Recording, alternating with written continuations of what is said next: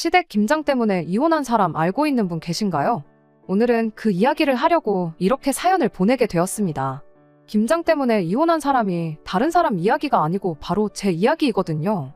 사람들마다 생각이 다르니 제가 잘못했다 하실 분들도 계실까봐 제 이야기를 하는 게 조금 조심스럽습니다. 저도 웬만해선 대화로 해결하고 싶었어요.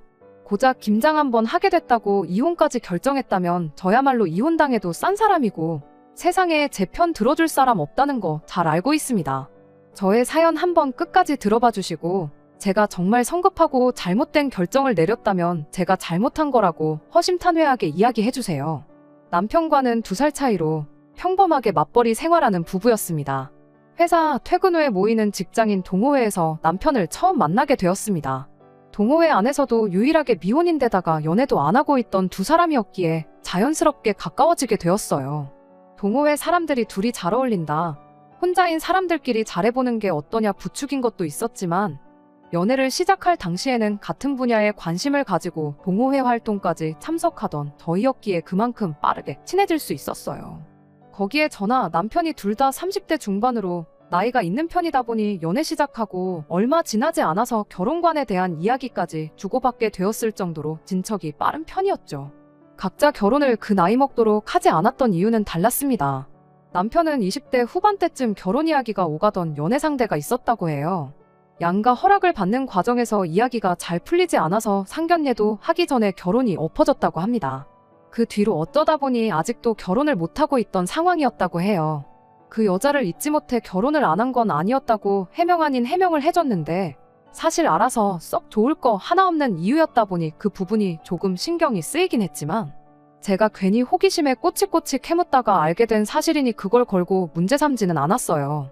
상견례도 가기 전에 결혼이 엎어지게 된 건 당시 남편의 문제도 있었겠지만 시부모님 때문에 그랬다는 걸 깨닫게 된 건 애석하게도 결혼을 하고 나서였고요. 그때 한번 아들 혼사 자리를 망쳐놓은 전적이 있다 보니 저랑 결혼할 때는 식 올리기 전까지 제가 알 수 없게 본 모습을 숨겼던 거구나 싶을 때도 있어요. 제가 결혼을 안 한 이유는 남편보다는 훨씬 단순한 이유였습니다. 그냥 일하는 게 좋았어서 연애도 만남도 뒷전이고 일에만 열중하다 보니 그렇게 되었던 거죠. 제가 결혼에 관심이 없거나 뜻이 없던 건 절대 아니었어요.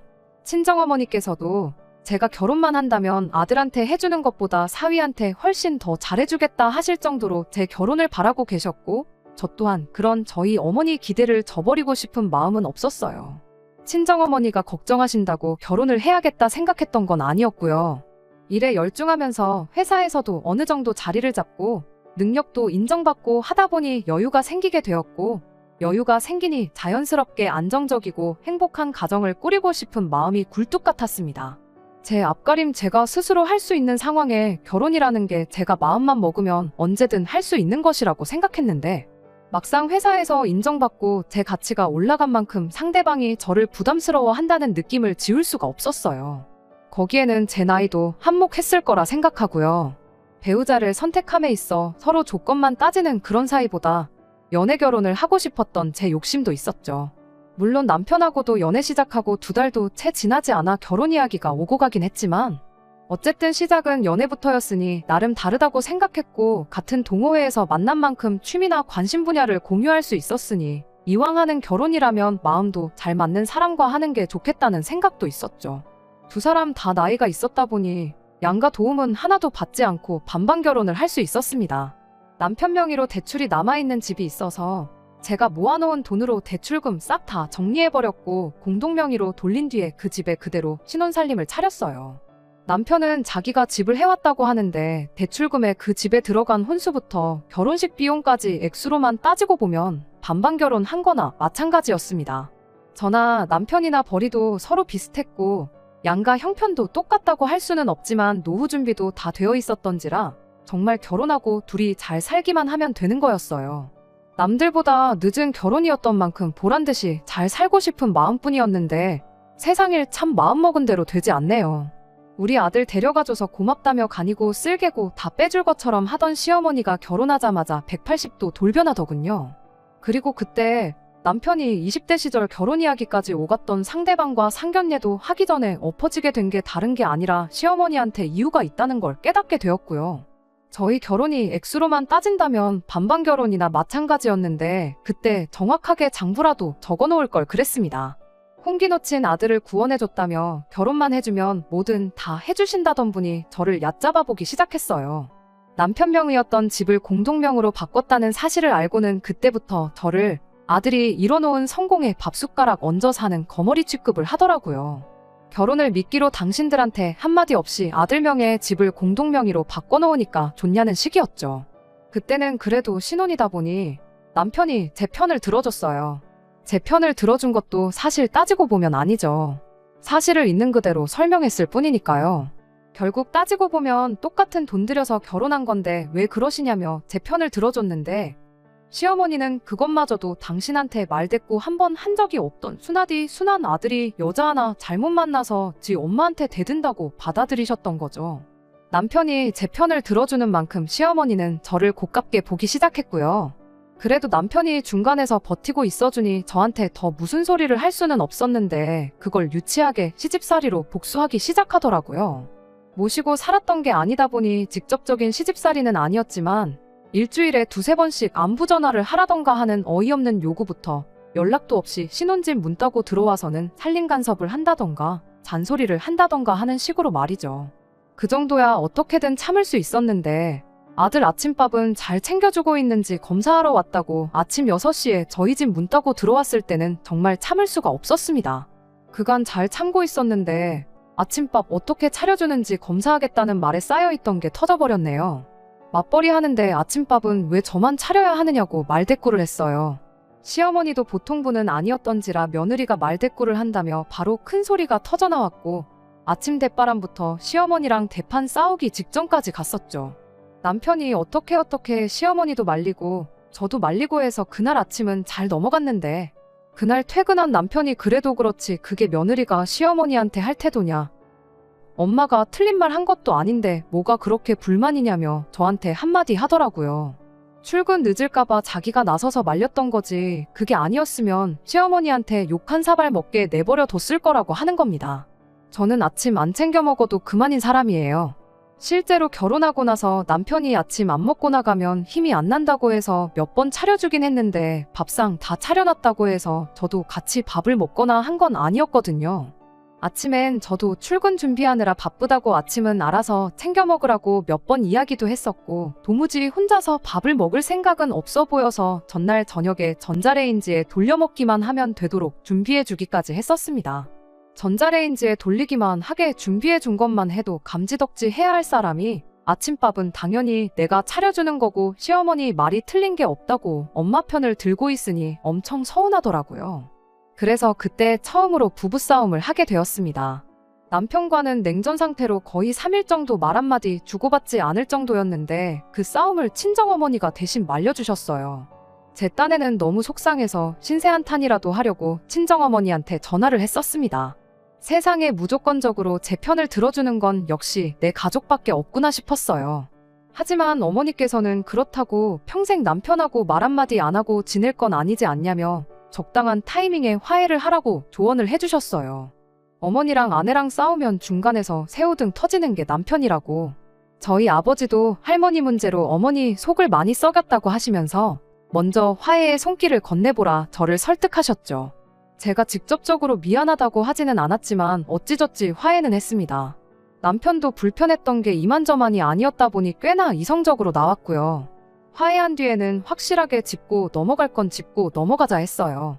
시어머니한테 우리 반반 결혼했으니 간섭하지 말아달라고 해달라는 그런 거창한 것까지는 바라지도 않았습니다. 다만 우리끼리라도 가사일이나 등등해서 공평하게 하자고 했죠. 제가 아침밥을 차려주는 만큼 남편도 집 청소라든지 빨래라든지 하는 다른 일들을 도맡아서 하는 식으로 말이죠. 남편도 흔쾌히 그러겠다 했고요. 그렇게 화해한 후에도 시어머니가 몇 번 아들 아침밥 검사한다고 몇 번을 더 찾아오셨는데 원하는 대로 제가 아침밥 차려주고 있는 모습을 봤을 땐 흡족해 하셨는데 남편이 그만큼 집안일을 하게 되었다는 사실을 알게 되니 그건 또 언짢아 했습니다. 그리고 나선 결혼 후 맞는 첫 명절에는 집안 제사를 부활시키더군요. 명절날 제사 음식 해야 되니까 새벽바람부터 오라는 말에 남편도 어이가 없었는지 우리 집이 언제부터 제사를 지냈냐고 따지기까지 했어요.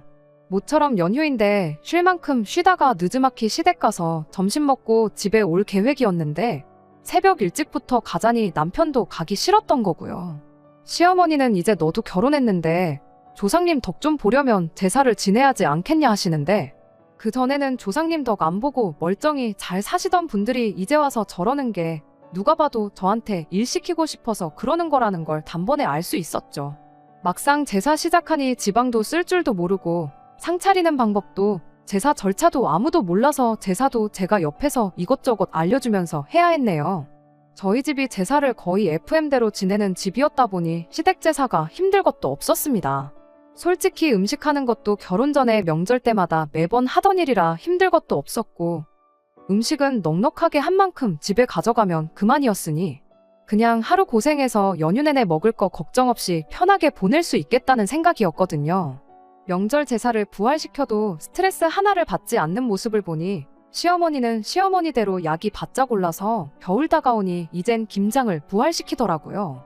남편 포함해서 시댁이 김치를 그렇게 좋아하는 편도 아니고 그래서 한 20년 전부터는 김치를 쭉 사서 먹어왔다고 하는데 저 고생 한번 시키겠다고 여태 안 하던 김장까지 부활시킨 거예요. 명절도 그렇고 김장도 그렇고 솔직히 저 힘든 일 좀 시켜보겠다고 시어머니가 스스로를 힘들게 하고 있는 것처럼 보여서 그때쯤부터는 시어머니가 다 안쓰러울 지경이었습니다. 귀찮고 번거롭고 하기 싫은 거야 당연하지만 시어머니도 일을 같이 해야 하는 것들이잖아요. 여태 안 하고 지내던 걸 다시 시작하면서까지 제가 고생하는 모습을 보겠다는데 그때부턴 저도 그냥 적당히 맞장구 좀 쳐주자 하는 생각까지 들었어요. 그런데 또 김장날이라고 미리 날짜까지 다 정해놓고 배추도 나름 30포기나 준비하셨던 모양인데 막상 첫 해 김장에 저는 참석하지 못했습니다. 마침 제가 회사에서 해외 출장 스케줄이 생기게 되었거든요. 출장 기간만 무려 3주나 되는 장기 출장이었고 회사에서도 이중 언어가 되는 사람이 저밖에 없었다 보니 제가 김장 때문에 못 간다고 할 수도 없는 상황이었죠. 김장날 맞춰서 시댁으로 배추며 속재료며 전부 싹 다 배달받기로 되어 있었는데 저는 김장 시작도 하기 전에 해외 출장을 가게 되면서 결국 시어머니 혼자서 그 배추들을 다 처리하셔야 했어요. 처음 남편과 부부싸움을 했던 이후로 제 나름대로 일을 더 크게 만들지 않고 어느 정도 맞장구 쳐주면서 합리적인 방법으로 헤쳐나가고 있다 생각했어요. 처음에는 못마땅하고 스트레스를 많이 받았었지만 이 정도 시집살이면 충분히 견딜만하다 싶었습니다. 저희 어머니가 할머니한테 당했던 거 생각해보면 이건 시집살이 축에도 못 낀다고 생각했고 남편이 적절한 순간에 중간 역할만 잘해주면 10년이고 20년이고 너끈히 해낼 수 있겠다 생각했었죠. 부활시켰던 제사도 돌아온 명절에는 다시 안 하기로 정해졌었고요. 제사가 없어지면서 시어머니도 저를 괴롭히는 걸 포기했나 싶었거든요. 요상한 시집살이도 사라졌고 이제 진짜 행복하게 잘 사는 일만 남았다고 생각했는데 10년은 커녕 결혼한 지 2번째 해를 맞던 작년에 결국 이혼을 결심하게 되었습니다. 작년 이맘때쯤 일이었어요. 아침 출근 준비로 한참이던 때에 배달기사님이 초인종을 누르더라고요. 뭐 배달시킨 적이 기억이 없는데 저희 집 앞으로 20kg짜리 절임 배추 15상자가 배달이 온 거예요. 이게 다 무엇냐 이래저래 확인하니까 시어머니 이름으로 주문돼서 저희 집으로 배달이 되었더라고요. 도대체 무슨 상황인가 파악도 되기 전인데 남편은 회사 늦겠다고 먼저 출근해버리고 배달기사님한테 도로 가져가시라고 해봐도 배달 주문대로 똑바로 왔는데 이 무거운 걸 다시 다 가져가란 소리냐며 난색을 표하고 있고 이러다간 저도 출근이 늦겠다 싶어서 낑낑거리면서 상자들 다 집안에 들여다놓고 출근을 했습니다. 배달기사님이 집 안까지 옮기는 걸 도와주시긴 했는데 15상자나 되다 보니 시간이 꽤나 많이 걸렸고 결국엔 지각까지 하게 되었죠. 출근길에 시댁에 곧바로 전화를 했죠. 시어머니는 지난번 김장에 제가 출장 때문에 참석하지 못했던 걸 두고 그게 다 네 업보라고 하면서 작년에는 편하게 김장 안 했으니까 올해는 네 차례라고 저보고 혼자서 김장을 하라고 배추를 보냈던 거예요. 당연히 저랑 사전에 이야기된 적 없었고 어이가 없을 뿐이었죠. 한 상자에 배추가 6개에서 10개 사이로 들었다는데 계산해보면 못해도 100포기는 되는 거잖아요. 그 와중에 시어머니는 네 편하라고 절임 배추로 보냈으니까 시간 잡아먹는 것 없을 거라고 수고하라고 하더군요. 작년에 시댁 김장 30포기 했어요. 올해는 왜 100포기로 늘어났는지도 알 수가 없고요. 솔직히 김치가 워낙에 맛없게 돼서 작년에 저희도 3포기 받아왔는데 아직도 김치냉장고에 2포기 그대로 남아있어요. 시댁에서 남은 27포기는 어쨌는지 제 알바가 아니었지만 100포기 이거 다 담근다 치더라도 보관할 장소나 있겠나 싶더라고요. 시어머니가 작정하고 배추를 보냈는데 안 한다고 말해봐야 그냥 넘어갈 것처럼 보이지도 않았고 출근길 만원 지하철 안에서 시어머니랑 싸우고 싶지도 않았어요. 그래서 알겠다 대답하고 곧바로 아침 난리통에 혼자 출근해버린 남편한테 전화를 해서 어떻게 잘 좀 해결해보라고 부탁을 했죠. 남편은 제 부탁에 알겠다고 대답을 했고 뭐 어떻게든 되겠구나 싶었어요. 환불을 하든 시어머니도 와서 같이 돕든 어떤 식으로든 말이죠.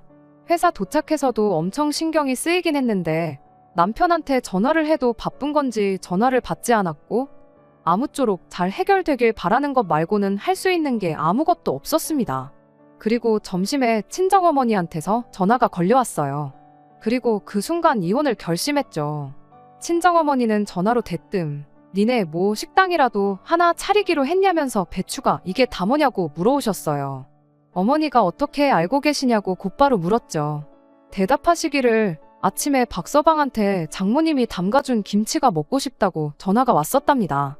재료며 필요한 건 집에 다 있으니 담가만 주시면 된다고 했는데 어머니는 기껏해야 배추 한두 포기 생각하시고 왔는데 쌓여있는 박스들 보고 놀라서 전화를 하셨던 거예요. 저 출근하고 나서 무랑 고춧가루, 파 이런 것들도 다 배달이 왔었나 보더라고요. 그 박스들이 현관문을 막고 있어서 집에 들어오는 것부터 애를 먹으셨다는데 어이가 다 없더라고요. 시댁 김장을 다른 사람도 아니고 장모님한테 떠넘기는 게 말이나 되는 소리인가요? 재료랑 이런 게 다 있다고 연락을 드렸던 걸 보면 남편도 시어머니가 우리 집에 배추 말고도 다른 김장 재료들을 배달시킬 거라는 걸 미리 알고 있었다는 소리나 마찬가지잖아요. 그 길로 어머니한테 아무것도 하지 말고 집에 가만 계시라고 하고 회사에 말해서 반차내고 집으로 향했습니다. 집으로 가는 길에 남편한테 전화를 주거라고 했는데 한 번을 받질 않더라고요. 무슨 일이 일어날지 다 알고 있으니 안 받는 게 뻔했죠. 그래서 제가 회사로 전화를 해서 남편 바꿔달라고 연락까지 하게 되었네요. 남편도 제가 전화를 회사로 걸 줄은 생각도 못했는지 제 전화 받고 엄청 놀라더군요. 상황이 불리해지니까 한다는 소리가 작년에 어영부영 김장 안 하고 그냥 넘어가지 않았냐고 하면서 이번에는 당연히 제가 할 차례고 제가 할 생각이 없으면 장모님이라도 대신 하는 게 맞지 않겠냐는 겁니다. 내가 못한다면 못하는 거고 안 한다면 안 하는 거지. 시댁 김장을 왜 우리 엄마가 해야 되냐고 말도 안 되는 소리 하지 말라고 했어요. 남편이 한다는 소리가 작년에 시어머니가 김장을 해줘서 우리가 편하게 김치를 먹을 수 있지 않았냐고 합니다. 그에 비해 장모님이 우리한테 배추 한 쪽이라도 주신 적이나 있었냐며 배추값이며 재료비까지 다 시어머니 돈으로 계산한 건데 그깟 김치 좀 담가주는 게 뭐 대수냐고 큰 소리를 치더라고요. 그렇게 옥신각신하던 사이에 저는 집에 도착했어요. 말도 통하지 않는 놈하고 대화해봐야 끝도 안 나겠다 싶으니 전화 끊어버리고 집에 돌아가자마자 제 짐부터 챙기기 시작했습니다. 웬만하면 친정어머니도 사위 편을 들어주셨을 텐데 이 상황이 말이나 되는 상황이냐며 제 짐 챙기는 것부터 도와주셨어요. 그대로 가자니 썽이 안 차서 시어머니 돈으로 계산했다던 배추랑 속재료들 낑낑거리며 다시 다 밖으로 꺼내놓고 이웃분들한테 필요하신 분 있으면 가져가시라고 전부 나눠주고 나서 친정에 도착했네요. 그날 남편은 저한테 전화 한 통도 하지 않았습니다. 알고 보니 괜히 퇴근 후에 집에 왔다간 잡혀서 강제로 김장에 동원될 걸 걱정했었는지 그날 퇴근은 시댁으로 했었던 거죠. 그 덕에 저는 한층 더 수월하게 이혼을 결심할 수 있었네요. 그나마 시어머니와 저 사이에서 내 편을 들어주는 사람이라고 생각했는데 그건 눈 가리고 아웅이었을 뿐. 자기 엄마가 며느리 기강 잡기 위해서라면 장모님한테 시댁 김장을 대신 하라고 시킬 정도로 팔이 안으로 굽어있는 사람이라고는 제가 생각도 못했던 거죠. 그리고 그런 사람의 어디 뭐를 보고 이걸 용서해주고 넘어가겠어요? 다다음 날이 되어서야 제가 김장 재료들은 다 이웃들 나눠줬고 저는 짐 싸서 친정가 있는 걸 알게 된 남편이 그제서야 상황이 걷잡을 수 없게 되었다는 걸 느꼈는지 사과를 해왔는데 하루 늦은 덕분에 저는 오만정이 다 떨어져서 이미 이혼을 결심한 상황이었어요. 남편한테 다른 말은 안 하고 네 대출 대신 갚아준 거 이자까지 쳐서 도로 가져오고 혼수로 해간 것들은 내가 사갔을 때 들어간 비용 그대로 만들어 놓으라고 했습니다. 결혼 비용은 인심 써서 반반 낸 걸로 쳐줄 테니 그 비용도 마련해 놓으라고 했어요. 다른 건 몰라도 신혼집 대출 갚아주면서 공동명의로 해놓았던 것만큼은 정말 조상님이 도왔다고밖에 설명이 되질 않네요. 우여곡절이 있었지만 결국 올해 여름에 완전히 부부 사이 정리하고 깔끔하게 이혼했습니다. 그 와중에 배추값이랑 김치 재료값 타령하는 시어머니 보니까 저는 어떻게든 그냥 넘어가지 않고 빨리 이혼해버린 걸 정말 잘했다는 생각뿐이에요. 그 아끼는 아들, 20대 때는 결혼 상대랑 파혼까지 시키더니 30대 때는 이혼까지 시킨 대단한 시어머니입니다. 물론 시어머니 혼자만의 잘못은 아니죠. 그 나이 먹도록 똥오줌 못 가리고 무작정 엄마 편 들고 있는 남편도 잘못이 있어요. 그러니 앞으로 어떻게 살든 관심 하나 없습니다. 그래도 아무쪼록 이 이혼을 계기로 엄마 편 들어봤자 자기 인생에 도움될 거 하나도 없다는 것 정도는 배웠으면 싶네요. 그렇지 않으면 남편의 미래 기다리고 있는 건 또 한 번에 파혼이나 이혼이 될 거라는 건 안 봐도 뻔한 일이니까 말이죠. 끝까지 들어주셔서 감사합니다. 오늘의 사연은 여기까지입니다. 구독과 좋아요, 알람 설정 부탁드리고 더 좋은 사연으로 다시 찾아뵙겠습니다. 감사합니다.